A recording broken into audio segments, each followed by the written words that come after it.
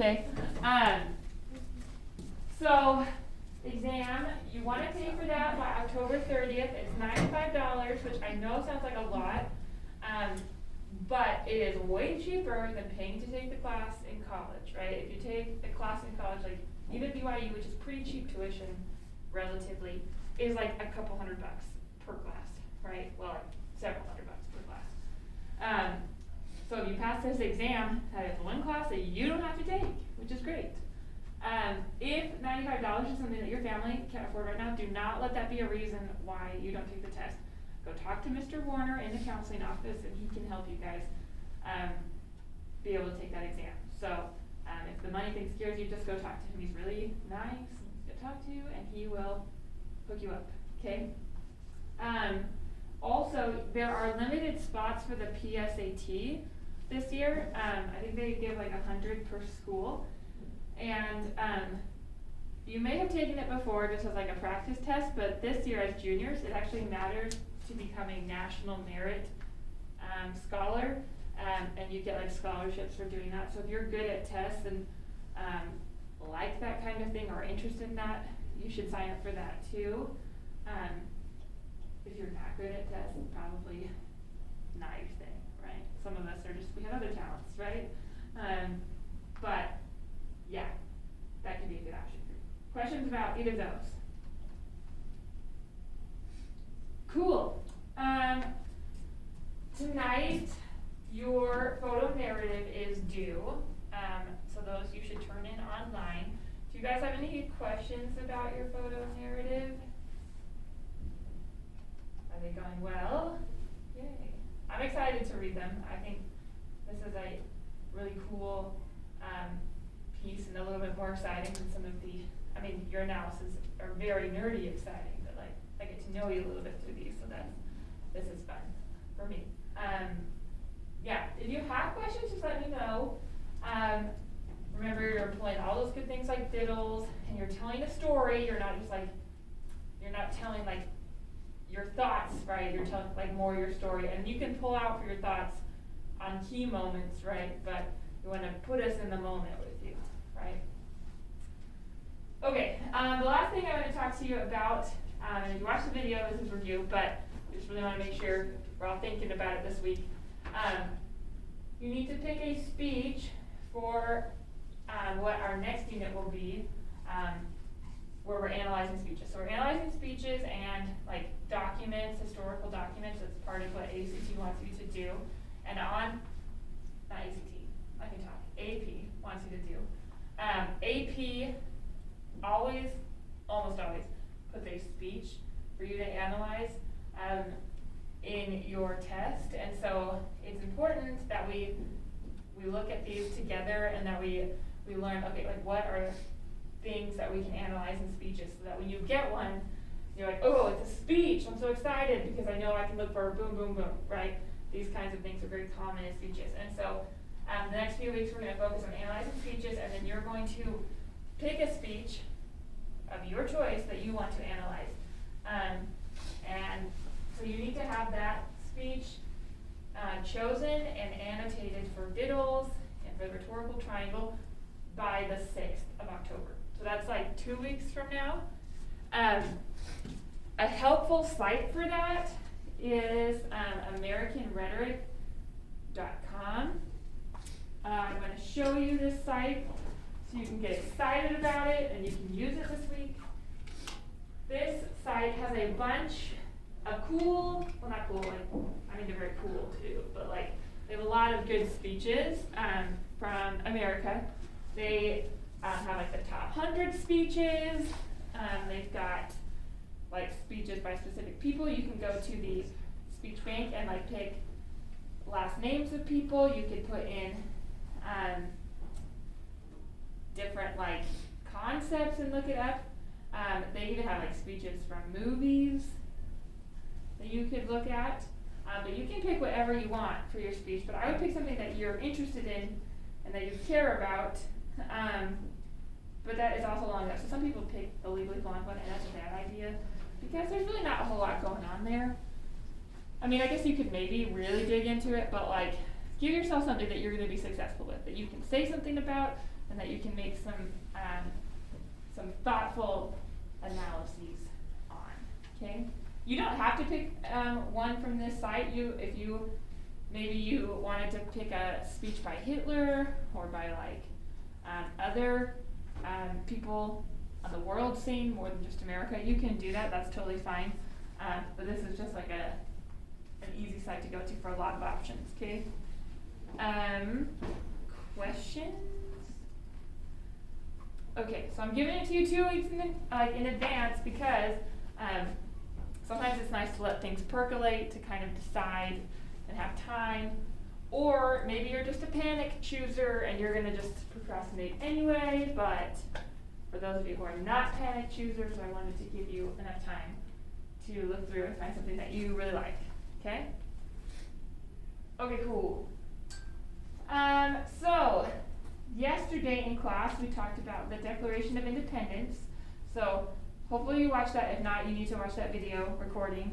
And then make sure that you turn in your annotations and paragraph about the Declaration of Independence.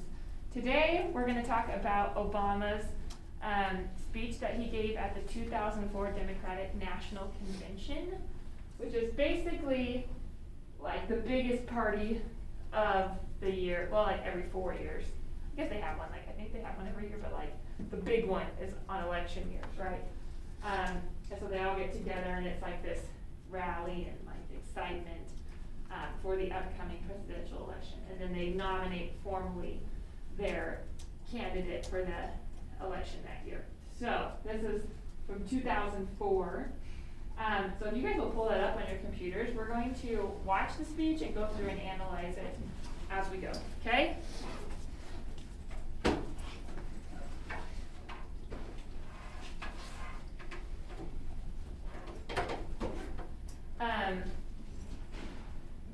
So Barack Obama wasn't president until 2008, right? So this is before he becomes president, and at this point, he's pretty much a nobody. Like, nobody knows who he is. He's just a senator, and like, I don't even know that I know who our senator, well, like one of our senators, I think, is, like right now, because I'm not pathetic in politics. So nobody knows who this guy is. He's just like some rando senator guy, and then he gets up, he gives his speech, and all of a sudden people are like, hey, who's this guy? Like, yeah, we like him. And then 4 years later, he's president. So he goes from a nobody to president in 4 years. And this speech is kind of the beginning of his launch onto a national scene.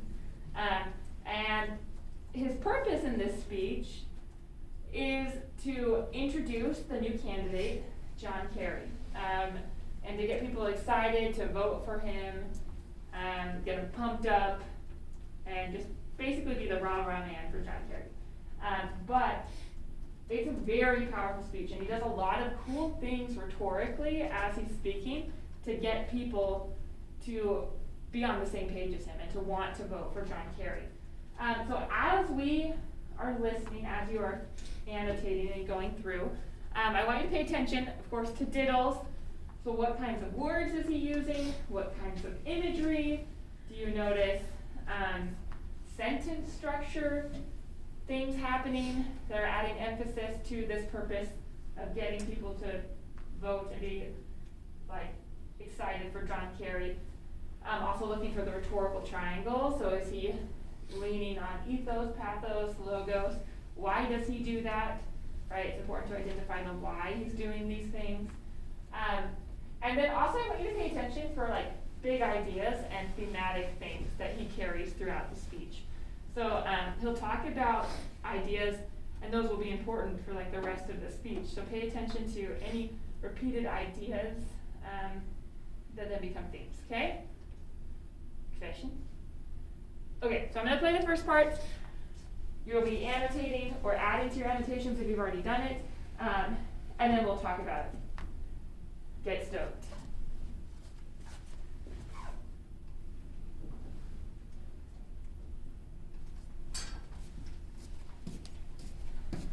Let me express my deepest gratitude for the privilege of addressing this convention.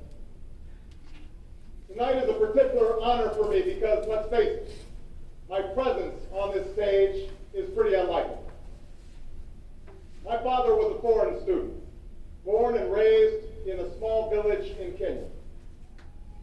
He grew up herding goats, went to school in a tin roof shack. His father, my grandfather, was a cook, a domestic servant to the British. But my grandfather had larger dreams for his son.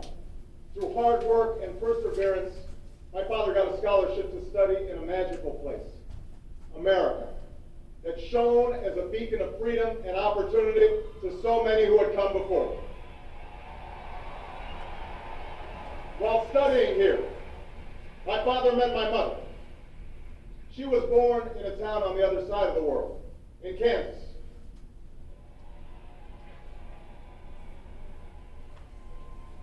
Her father worked on oil rigs and farms through most of the Depression. The day after Pearl Harbor, my grandfather signed up for duty, joined Patton's army, marched across Europe. Back home, my grandmother raised a baby and went to work on a bomber assembly line. After the war, they studied on the GI Bill, bought a house through FHA, and later moved west, all the way to Hawaii in search of opportunity. And they too had big dreams for their daughter. A common dream born of two continents. My parents shared not only an improbable love, they shared an abiding faith in the possibilities of this nation. They would give me an African name, Barak, or Blessed, believing that in a tolerant America, your name is no barrier to success. They imagined me going to the best schools in the land, even though they weren't rich, because in a generous America, you don't have to be rich to achieve your potential. They're both passed away now. And yet I know that on this night, they look down on me with great pride. They stand here, and I stand here today, grateful for the diversity of my heritage, aware that my parents' dreams live on in my two precious daughters. I stand here knowing that my story is part of the larger American story, that I owe a debt to all of those who came before me, and that in no other country on earth is my story even possible. Okay, so let's pause there. What do you notice? What are choices he's making rhetorically? Or what is he talking about in this first section? Yeah.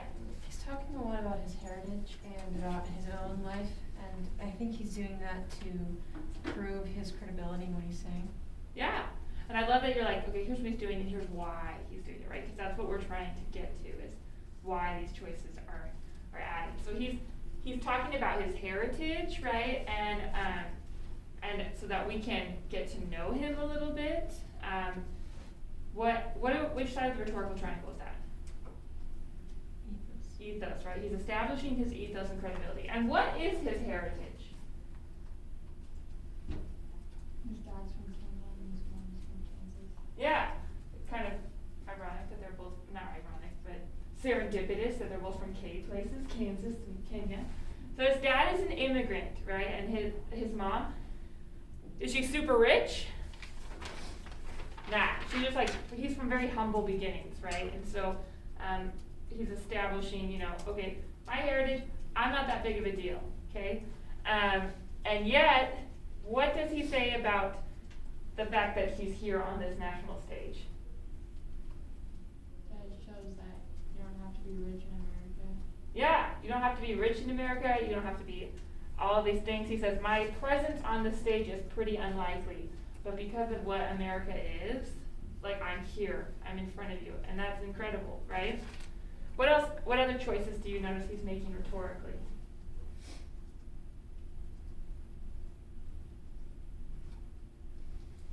Yeah, Ronnie.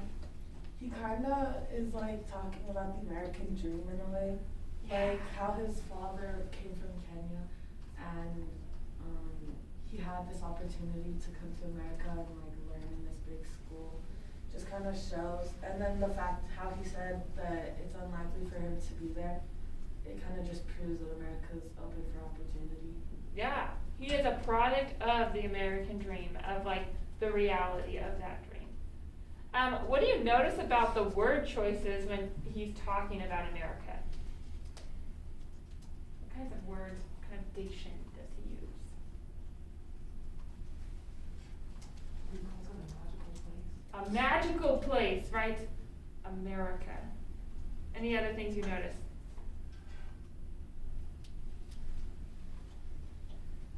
Down where he talks about what his parents wanted for him, he says, they imagine me going to the best schools in the land. What does this make America sound like? Makes it sound great, right? What else?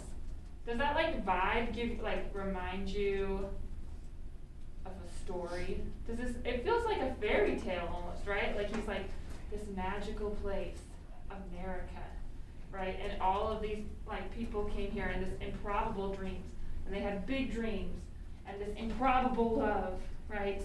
But they had faith in the process and the opportunities there, and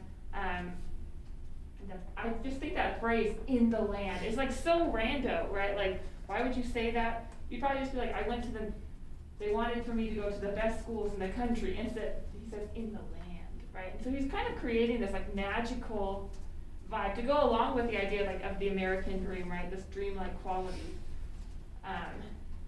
He's definitely, I think, playing that up here. What does he say about his name? You talked about his name yet? Yeah. Yeah, okay. What does he say about his name?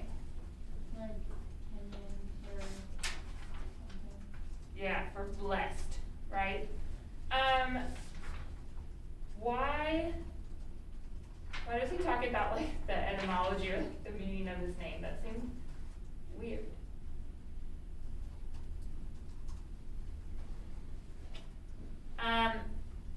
What happened on September 11th, 2001?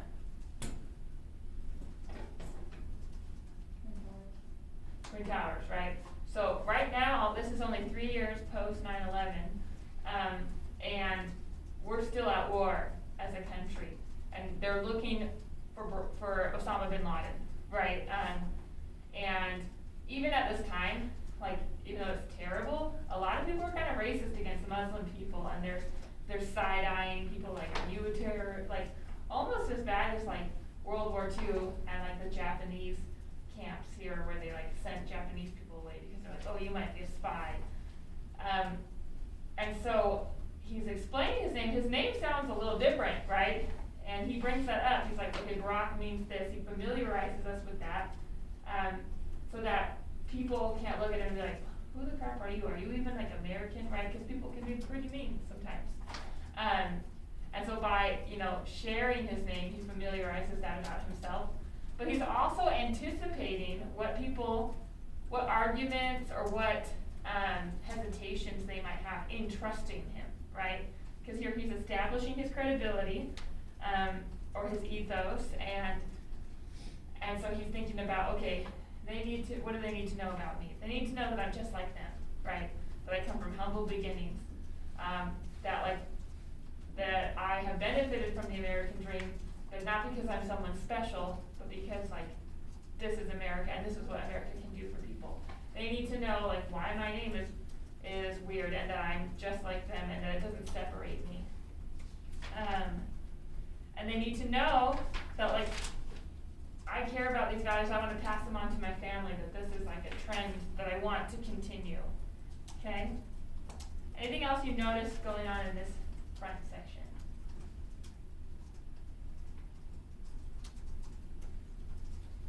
Okay, let's watch the next chunk.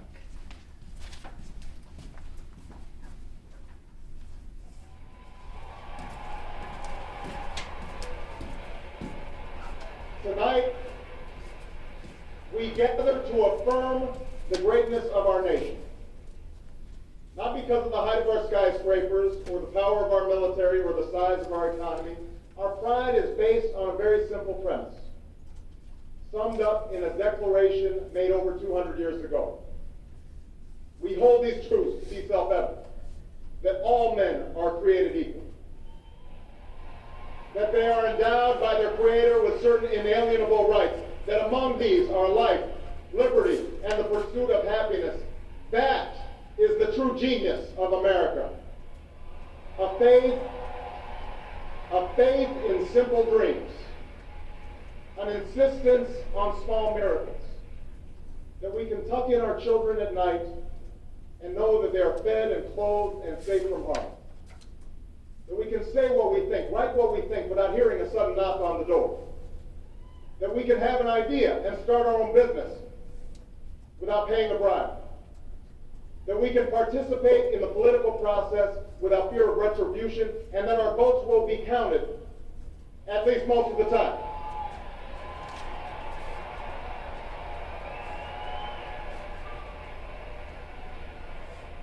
This year, in this election, we are called to reaffirm our values and our commitments, to hold them against a hard reality, and see how we're measuring up to the legacy of our forebears and the promise of future generations.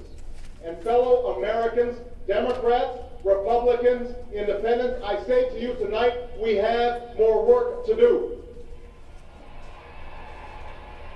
More work to do for the workers I met in Galesburg, Illinois, who are losing their union jobs at the Maytag plant that's moving to Mexico, and now are having to compete with their own children for jobs that pay $7 an hour.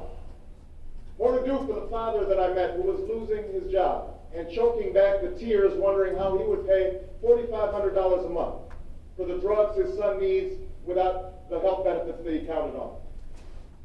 More to do for the young woman in East St. Louis, and thousands more like her, who has the grades, has the drive, has the will, but doesn't have the money to go to college. Now, don't get me wrong. The people I meet in small towns and big cities, in diners and office parks, they don't expect government to solve all their problems.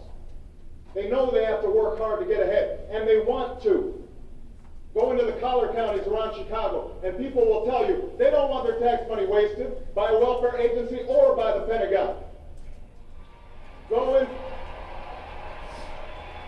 into any inner city neighborhood, and folks will tell you that government alone can't teach our kids to learn. They know that parents have to teach, that children can't achieve unless we raise their expectations and turn off the television sets and eradicate the slander that says a black youth with a book is acting white. They know those things.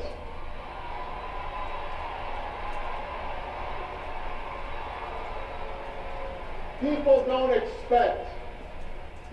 expect government to solve all their problems.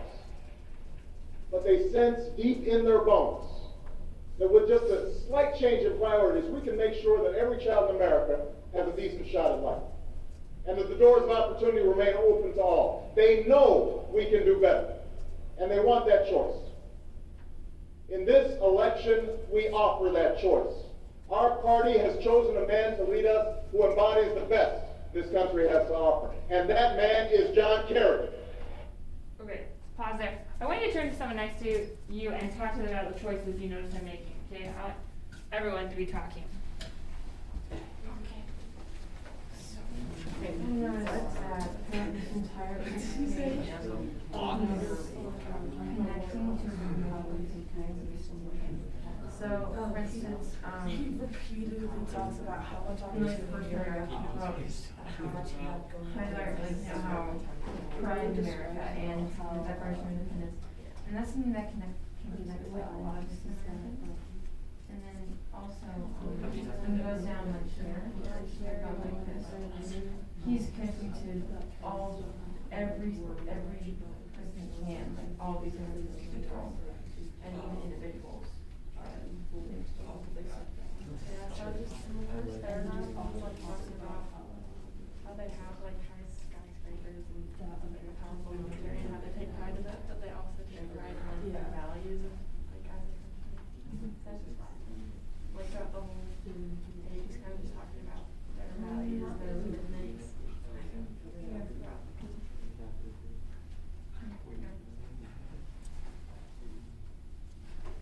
Okay, what do you notice? What choices is he making? Read all 7 of the things. You're like quiet. Lauren, what's the choice you notice him making? I just noticed that throughout, like, the whole page, he's kind of talking about their values and commitments as a country. Because, like, in the first paragraph, he's talking about, like, their powerful military, but he, like, kind of doesn't talk about that anymore. He talks about the values as a country. Okay, good. So why do you think he would be talking about the country's values?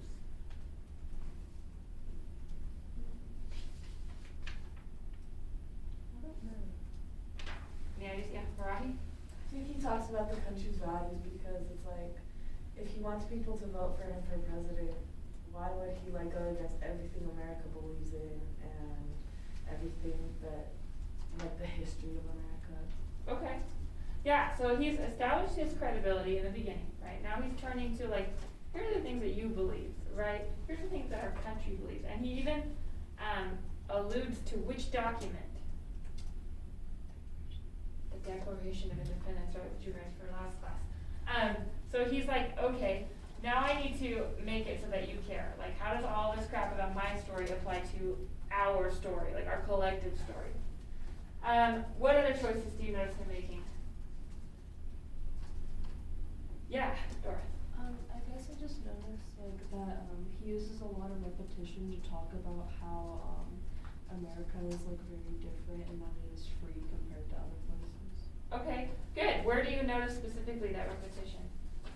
I guess you could just say where he talks about he's like going to collar countries around Chicago. People will tell you that they don't want their tax money wasted, and then he says go into any inner city neighborhood, and then like just like I guess that part where he talks about the other place. Yeah, so he's like, go into this place, go into this place, go, and he's like showing like, that repetition emphasizes like all of these different places that are all experiencing issues, right? He also tells a bunch of like little stories, right, that are kind of like, okay, you've got this like Maytag plant, they're competing with their children for $7 an hour, like sad stories. The father who can't pay for his kids' health care, the girl who can't go to college, right? All of these different people. Do you know what we call these little stories like this where you're illustrating little points? It's called an anecdote. So write that down. It's spelled like this, Anecdote. So anecdote. And what that means, it's like a brief story to illustrate a point. So it's kind of used as evidence within like a speech or within a text. They're like, here's this little, like imagine, when people are like, imagine this like scenario, or here's this example that I saw. They tell these stories to help persuade you of whatever the point is that they're trying to make.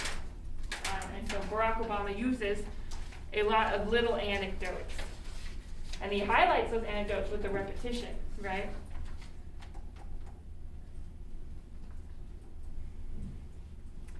Anything else you guys noticed? Choices he's making? He makes a lot of choices.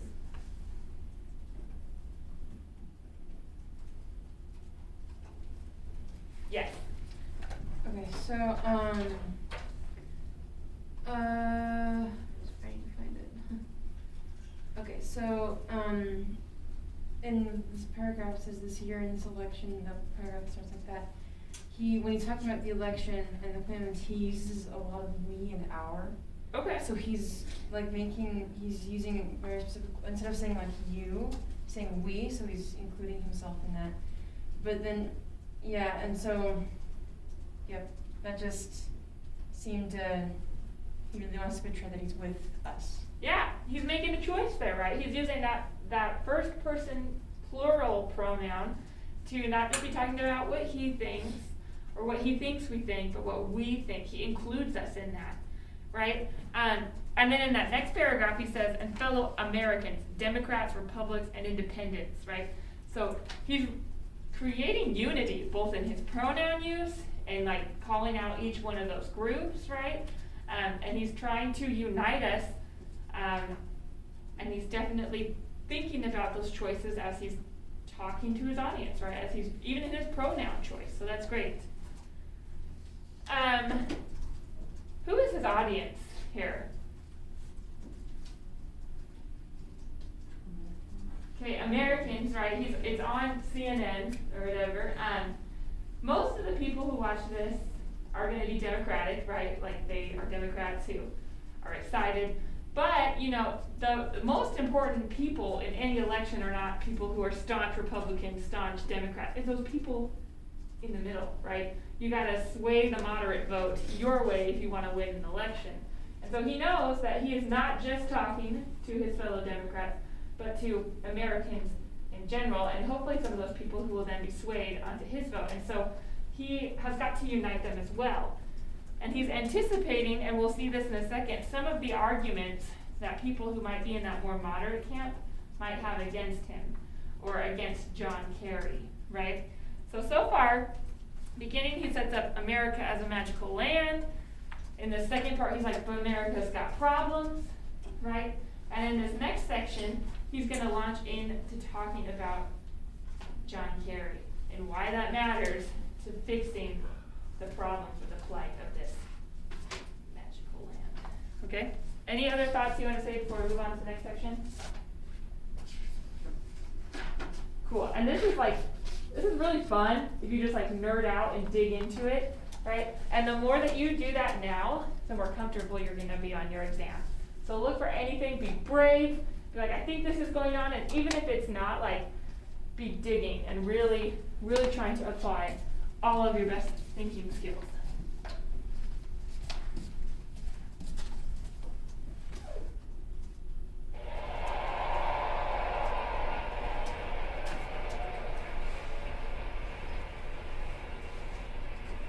John Kerry understands the ideals of community, faith, and service because they've defined his life. From his heroic service to Vietnam, to his years as a prosecutor and lieutenant governor, through 2 decades in the United States Senate, he's devoted himself to this country. Again and again, we've seen him make tough choices when easier ones were available. His values and his record affirm what is best in us.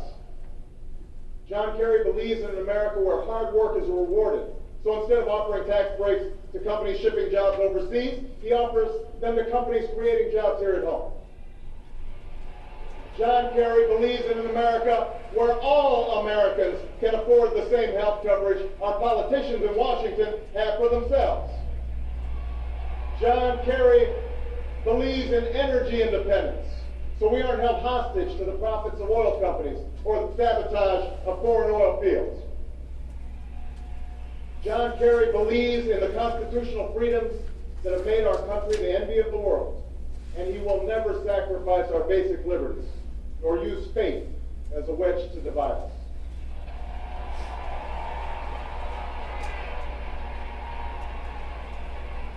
And John Kerry believes that in a dangerous world, war must be an option sometimes, but it should never be the first option. You know, a while back, I met a young man named Seamus in a VFW hall in East Moline, Illinois. He was a good-looking kid, 6'2", 6'3", clear-eyed with an easy smile. He told me he joined the Marines and was heading to Iraq the following week. And as I listened to him explain why he didn't listen, the absolute faith he had in our country and its leaders, his devotion to duty and service, I thought, this young man was all that any of us might ever hope for in a child. But then I asked myself, are we serving Seamus as well as he's serving us? I thought of the 900 men and women, sons and daughters, husbands and wives, friends and neighbors who won't be returning to their own hometowns. I thought of the families I've met who were struggling to get by without a loved one's full income, or whose loved ones had returned with a limb missing, or nerves shattered, but still lack long-term health benefits because they were reservists. When we send our young men and women into harm's way, we have a solemn obligation not to fudge the numbers or shade the truth about why they're going, to care for their families while they're gone, to tend to the soldiers upon their return, and to never, ever go to war without enough troops to win the war, secure the peace, and earn the respect of the world.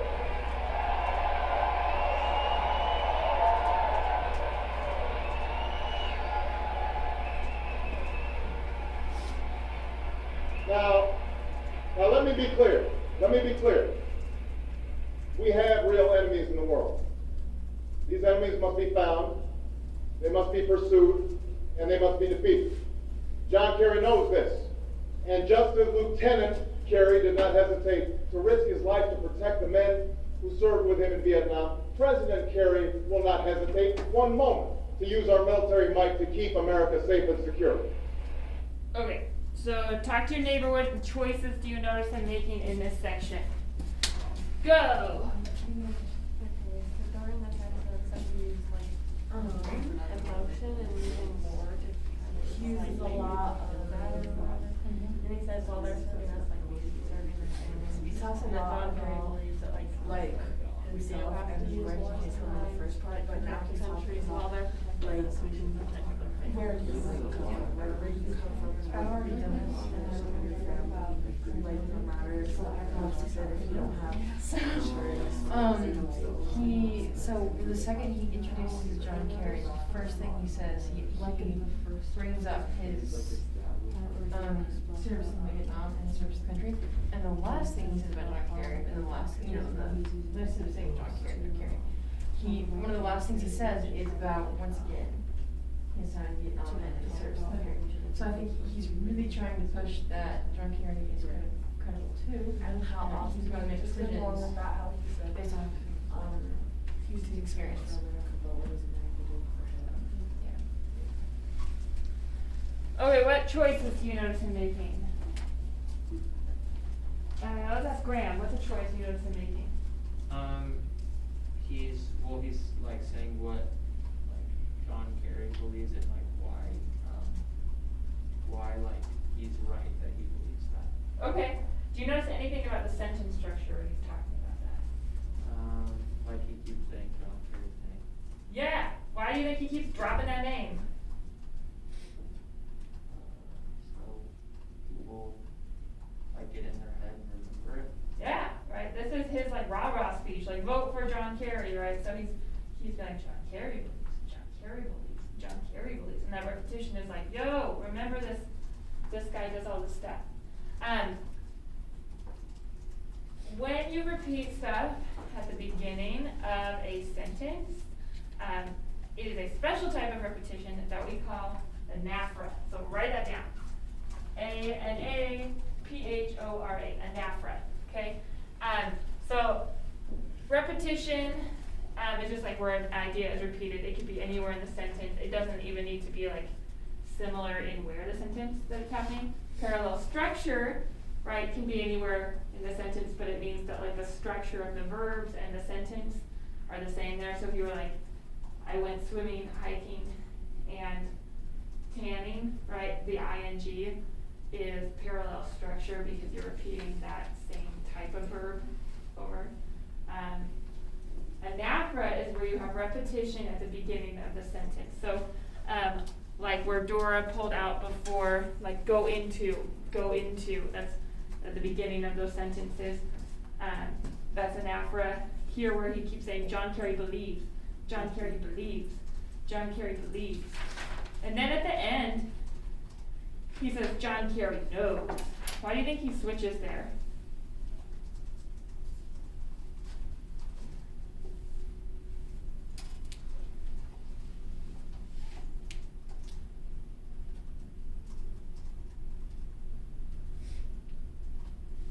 Yeah, right. I think he switched because a lot of people, like, there's a huge difference between believing and knows, because knows is like based upon facts and statistics and stuff, but believes is just personal opinion. So it's like, when he was saying that he believes everything, it kind of like tells the audience like, oh yeah, maybe I'll like him, maybe, like he sounds good. But then he said he knows, and it's like, okay, he's like smart, and he does a lot of stuff based on facts and morals and stuff. Yeah, right. And I think you kind of hit on which side of the rhetorical triangle each of those is going with. Beliefs goes kind of more with which side? He's like, these are my beliefs, and then they kind of communicate with your beliefs. Standards and morals. So it's your pathos, right? Like, so he's thinking about the emotions and the beliefs of his audience, and that's pathos. when he says no, so you were saying that's based more on logic, fact, what side of the triangle is that? Facts, statistics, logos, right? And so he's kind of combating it from all sides, right? He also kind of hits on ethos in that whole thing, right? Where he's talking about his service in the military. Why do you think he's bringing that up? Because he talks about it a lot.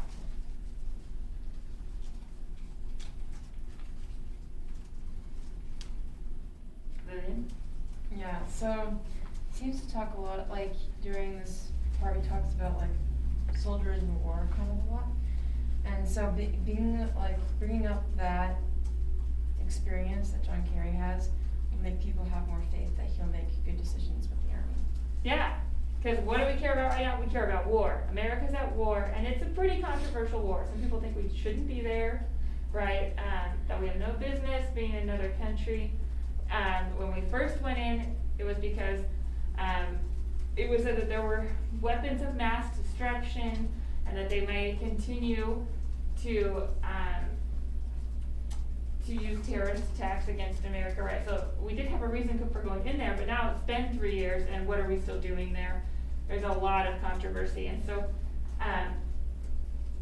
the Democratic side is more anti-war than the Republican side, and so he's talking about that war, about how we need to do better, but then he says, now let me be clear, we have real enemies in this world, and these enemies need to be stopped. So he's like, yes, I disagree with aspects of this war, but like I do agree that like we do have enemies and they do need to be stopped. And John Kerry believes all of these things about like theoretical things about war, about the morality and things that I believe that, you know, we have to do better, but he also knows how to get the job done and protect us, right? And so he's bringing in that particular part of John Kerry's ethos, so that we will trust him, both in his like moral sense and like his ability to make good decisions, but also his practical sense, in that he's already fought in a war. He was a lieutenant, right? And so he gets that sometimes tough decisions need to be made. Other choices you noticed in this section.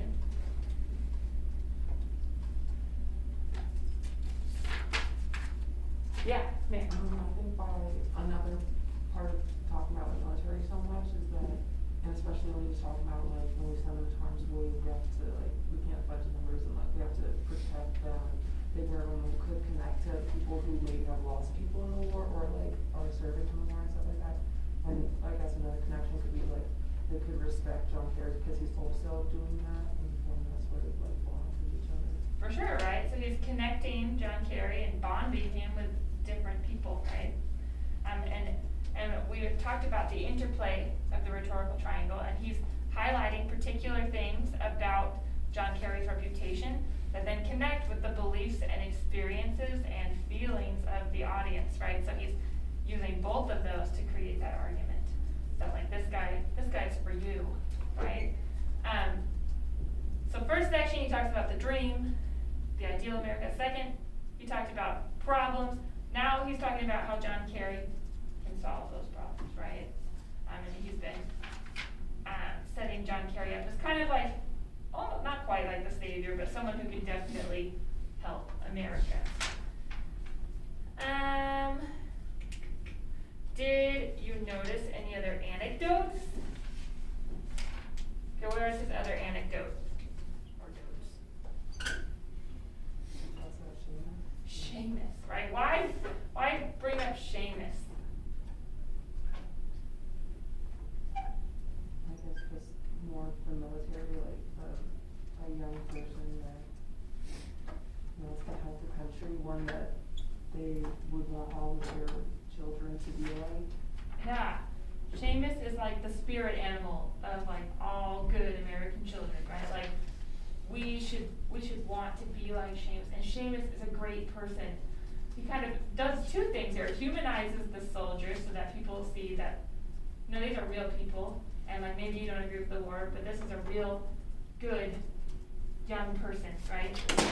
But also to show that we need to do better, right? Like that Are we gonna let someone like Seamus die? Or are we gonna do something about it and change kind of our strategy going into this war? Okay, let's look at the next section.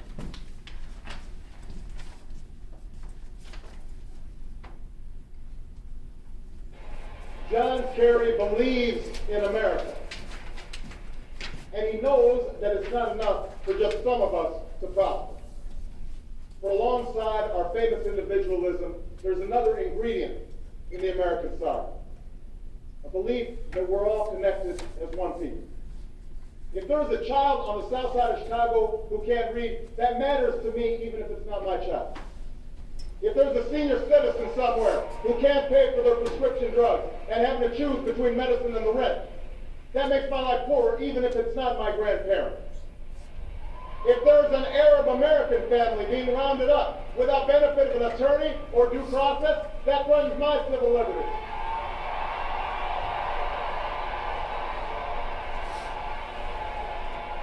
It is that fundamental belief. It is that fundamental belief. I am my brother's keeper. I am my sister's keeper that makes this country work. It's what allows us to pursue our individual dreams and yet still come together as one American family. E pluribus unum, out of many, one. Now, even as we speak, there are those who are preparing to divide us. The spin masters, the negative ad peddlers, who embrace the politics of anything goes. Well, I say to them tonight, there is not a liberal America and a conservative America. There is the United States of America. There is not a black America and a white America and Latino America and Asian America. There's the United States of America. The pundits like to slice and dice our country into red states and blue states. Red states for Republicans, blue states for Democrats. But I've got news for them too. We worship an awesome God in the blue states, and we don't like federal agents poking around in our libraries in the red states. We coach Little League in the blue states, and yes, we've got some gay friends in the red states.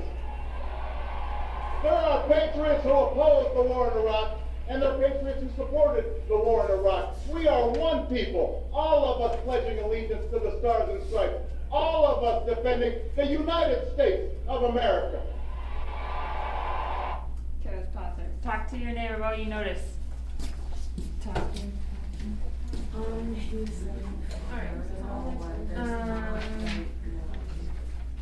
it's not separated. He's really, he's so pushing. He's being connected. It's just It's one, one of the most, one of the biggest points. You know?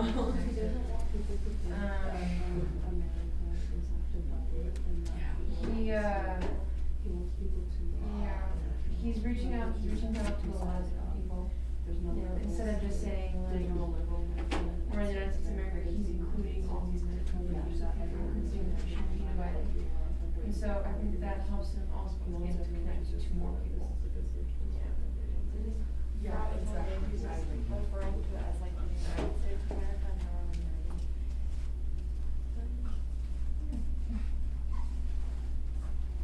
united. Okay, he's doing some powerful stuff here. What do you notice? What rhetorical choices is he making? He's bringing them together. Okay, yeah, and where is he doing that? Like, how is he doing that? Like, well, he keeps saying like United States of America and stuff like that. Yeah, so he keeps saying like, we have a United States of America, and then what does he say? Looking back, so there's not a liberal America or a conservative America. There's a United States of America. There's not a black America, a white America, a Latino America, an Asian America. There's the United States of America. He keeps bringing that in, showing that they're united, kind of like with the we and the our that he used, his pronoun use. Now he's taking these divided pieces of America and he's uniting them. Why is he doing that? Like, why does that matter? Yeah. He's big on equality, like even the last part, it says, we hold these truths to be self-evident, that all men are created equal. So it kind of shows like anaphora, like he keeps repeating that and repeating that, showing that like it's not divided into what you want it to be, you know, you're one and you have the same opportunities as the guy next to you. Yeah, right? And all of these are dreams that we believe in, and we can do that. And who can help us do it? John Kerry, right? What allusions do you notice in this section? He alludes to a few things. Remember, what are allusions? When you're saying, okay, I'm referencing a different text within this one, right? So what other text does he reference in this section?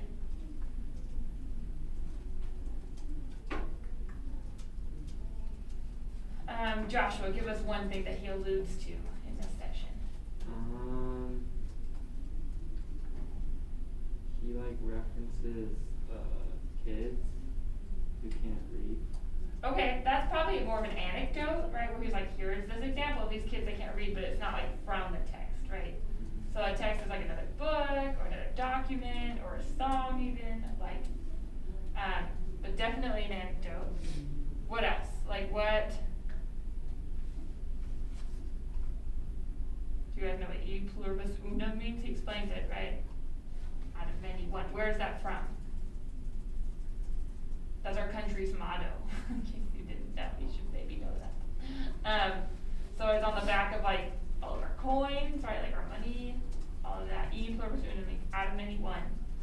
So again, with that unity thing, but also alluding to our country. What about this phrase? I believe I am my brother's keeper. Where's that from?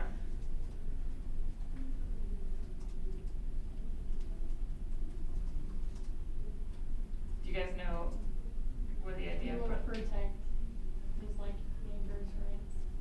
Yeah, that's what he'll do, but do you know where the idea comes from? Like, where we hear the idea first? Like that saying? Yeah. Isn't that from like the scriptures or something? Yeah, it's from the Bible, right? So he's bringing it, that's an allusion to the Bible. So he's like that idea, and he's pulling that from there. So he's pulling from like historical documents that matter to our country. He's pulling from religion, and specifically Christianity, which is important to our country. Like that's when, like that was the religion when we founded it, was a Christian religion. What about all this stuff where he's talking about the blue states and the red states, and he's bringing up specific examples with those? Democratic and Republican states. Yeah, and he says we have Little League in the blue states, and we've got some gay friends in the red states. We've got, we worship an awesome God in the blue states. We don't like federal agents poking around our liberties in the red states. Why is he pairing those specific examples? Maybe we're not too political here. But when you think about Republicans tend to be more of like your religious community. They don't like government regulation. They don't like big government, right? Blue states tend to be more liberal, right? They don't, they like big government, they like government regulation and less traditional. So when you think about these pairings, we've got, we worship an awesome God in the blue state. So Democrats also worship God. So they're pairing this typical Republican quality with a Democratic state. Then they switch it and he says, we don't like federal agents poking around in our libraries in the red states. So taking like this Republican idea, again, right, and applying it and saying like, look, the Democrats don't like that either. And neither do the Republicans. We play Little League in blue states, so this traditional American activity in a Democratic state. We've got gay friends in the red state, right? So this is something that's a more liberal idea, right? where like Republicans can get behind that. So he's like, you know what, there's a lot of mix. Like we put ourselves into these boxes of like, oh, Republicans are like this, Democrats are like this. But he's uniting those ideas and saying those are arbitrary and those aren't true. We've got a lot of crossover and we're united, right? So that's a cool thing he does. And then he talks about how we have patriots opposed to Iraq and patriots who support it, right? So you can be a patriot or someone who cares about your country either way, right? And he's allowing a lot of space for everyone to feel like they're American and can be united under America, that we don't have to feel so divided, which is cool. Anything else you notice in this section? I think definitely back to what Joshua said about the kid who can't read good and can't do other stuff good too, right? So at the top where he's like, if there's a child on the south side of Chicago, it matters to me even if it's not my child. If there's a grandparent who can't pay for their Medicare or like their health care, that matters to me, right? And connecting these little anecdotes of people to him and then to each other, like if these people are threatened, it affects us all. So again, just like this whole huge theme of unity and kind of bringing home all of these like different ideas here at the end. Okay, so much this last part.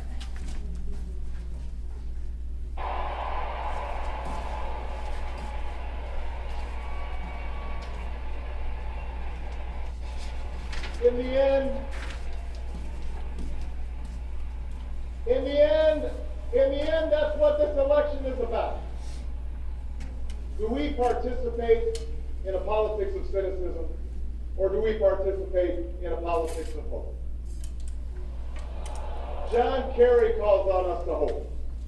John Edwards calls on us to hope. I'm not talking about blind optimism here, the almost willful ignorance that thinks unemployment will go away if we just don't think about it, or a healthcare crisis will solve itself if we just ignore it. That's not what I'm talking about. I'm talking about something more substantial.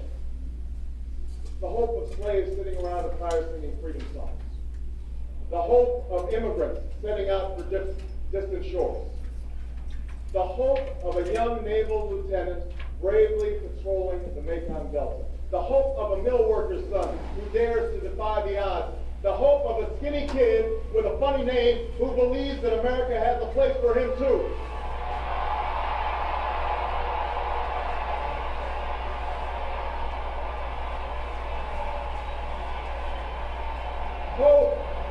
Hope in the face of difficulty. Hope in the face of uncertainty.